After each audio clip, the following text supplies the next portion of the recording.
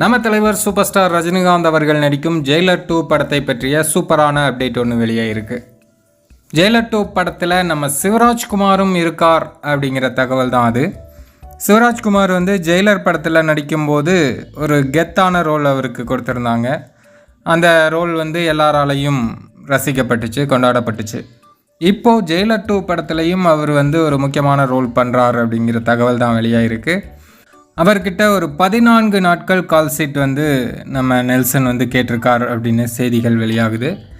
இதில் முக்கியமாக கவனிக்கப்பட வேண்டிய விஷயம் என்ன அப்படின்னா, சிவராஜ்குமார் சமீபத்தில் கேன்சரால் பாதிக்கப்பட்டு ரொம்பவே சிரமமான ஒரு சூழ்நிலைக்கு போய் வெளிநாடுகளுக்கு போய் அவர் குணப்படுத்திட்டு இப்போ திரும்பி வந்திருக்காரு. ஸோ இனி அவர் சினிமாவில் நடிப்பாரா நடிக்க மாட்டாரா அப்படிங்கிறதே எல்லாருக்கும் ஒரு மிகப்பெரிய கேள்வியாக இருந்தது.